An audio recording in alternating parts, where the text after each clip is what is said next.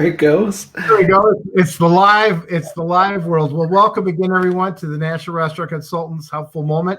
This is our 40th video that we've done here since the start of what we've been dealing with the pandemic, and hopefully we're getting near getting some relief and getting some things open.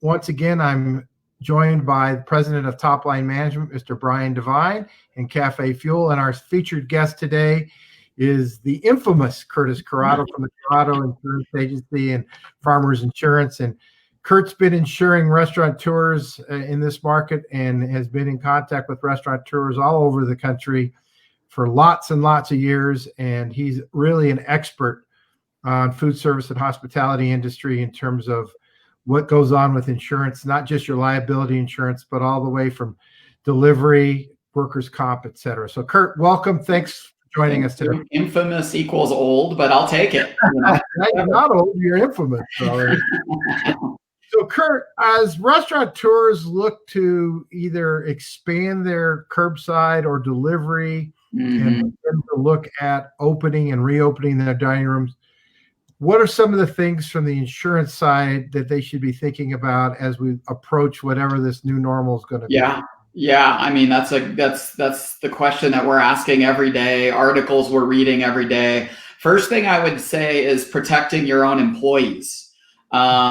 Work comp is where that's going to go. And so I would say your typical restaurant does the work comp minimum coverages of 100,000, 500, 100. I would say it is very, very inexpensive to bump up your work comp coverages to $1 million or more.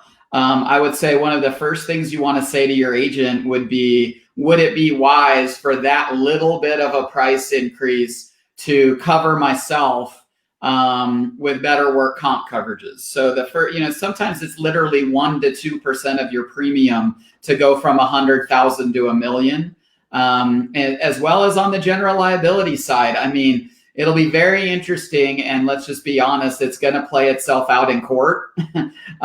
There are, just like the meat plants that are being shut down are getting lawsuits from customers, or getting lawsuits from employees. You are seeing businesses like Walmart getting lawsuits from employees and customers. We're all going to have to be raising our game in terms of, if the government's not going to provide safe harbor like they have for, say, that when the food supply chain was at risk a few weeks ago and it was on the 6 o'clock news every night, they immediately acted with, we're going to protect this vital industry from lawsuit. I believe they're going to have to do something similar for the restaurant industry.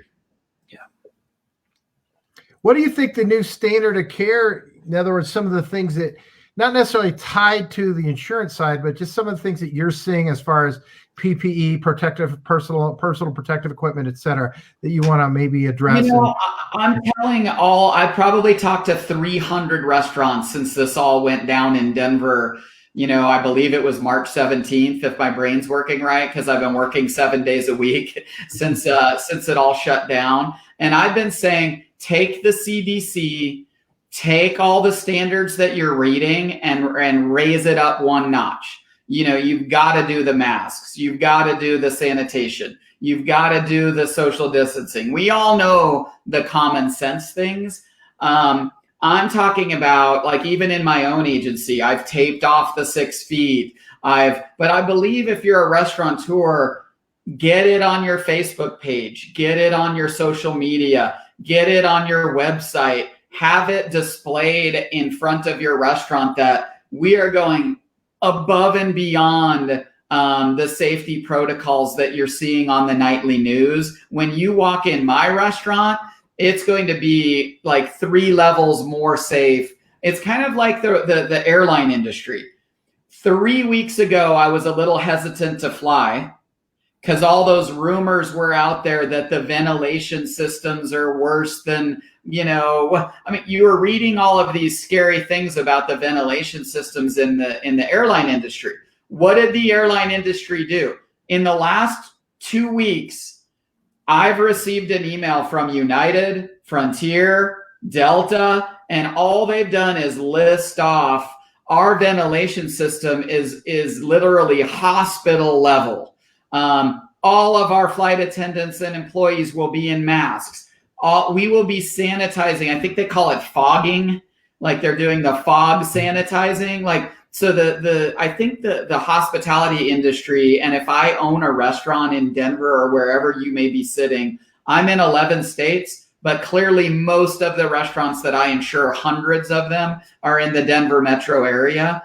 If I own a restaurant, I am going above and beyond on what I'm doing to keep you safe. I don't care if it's signage, website, something that you hand them when they walk in saying, we're doing these 35 things that go above and beyond. If somebody is doing that, I'm likely to walk into their restaurant. How about delivery insurance, hired non-owned auto, things like that? Okay. Well, one thing I'm very proud of, at least I represent many companies, but Farmers Insurance gets the first shot. Okay. I have a first right of refusal contract. So Farmers goes first, and they kind of are amazing in the restaurant space, tens of thousands of restaurants that we insure. I'm very proud that they stepped up and said during the COVID period, rather than paying $4,000, $5,000, $6,000 for delivery, we're going to allow the 25-year-old to do a delivery for a couple $100. And I'm sure there's lots of other insurance companies that stepped up and did that. I'm just focused on the carriers that I represent. And let's be honest, what risk were they really taking when no one was on the roads? They're basically saying, we're going to give you delivery insurance when there's nobody you're going to run into anyway on the roads. The real tricky point will be, now that restaurants are getting used to doing delivery, once the new normal hits here, I'm hearing that the 25th of May is when the governor makes this decision on restaurant reopening.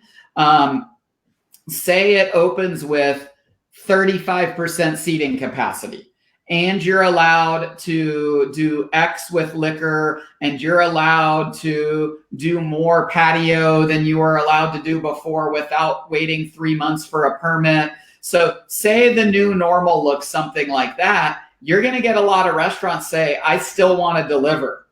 And so what will happen, I'm guessing, is through the summer, we're going to continue to do it at 1/10 the cost that you're used to paying for delivery.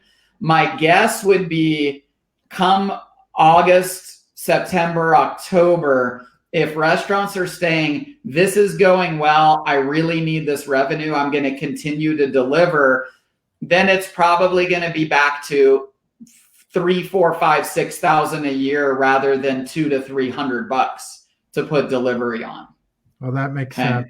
Sure. Right now, we're stepping up and making it very affordable. But when the roads are packed again and it's the same risks that we had before, we're going to have to talk about options at that point. Those are outstanding comments. Thank you, Kurt. We really appreciate you taking the time. I'm going to pivot here to Brian to just talk a little bit further about the online ordering piece, which is contactless ordering as well as contactless payment. A little bit of what Curtis was talking about in terms of being responsible while people are in your restaurant. So, Brian? Yeah, thank you, Richard. Thank you, Curtis, for all that. And that leads perfectly into what we want to talk about a little bit. And I'll keep it short because we've been going about 9 minutes. The ability now to not only take online orders, but to do it inside your restaurant, not only is this available, but it can be done in a way that every single person that comes into your restaurant is going to now be on your list. And you've heard me talk about your list, and that is the most valuable asset in your restaurant, which means that at any point you can reach out to your list and let them know what you have new on the menu, what's new that's going on in the restaurant. If you are going to take reservations on a specific day, because when things start to loosen up and you only have 25, 30% capacity, you're probably going to have a problem with people wanting to be in there. And our online ordering system also will allow you to take reservations early And you can allow them to place the order for what they want to have to eat when they set up that reservation.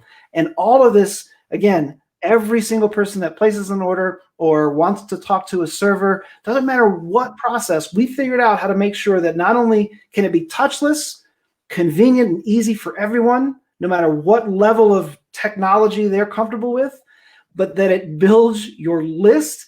And that can be a VIP program where you just send out great specials. That can be a loyalty program.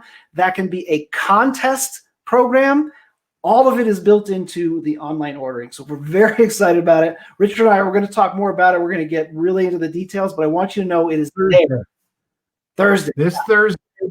This Thursday's the 14th. We're going to spend the entire NRC Helpful Moment giving folks the information, because we think by this Thursday, at least here in the state of Colorado and in many other states, we'll have much more information as to what it's going to look like when we get to reopen. So Curtis Corrado from the Corrado Insurance Agency.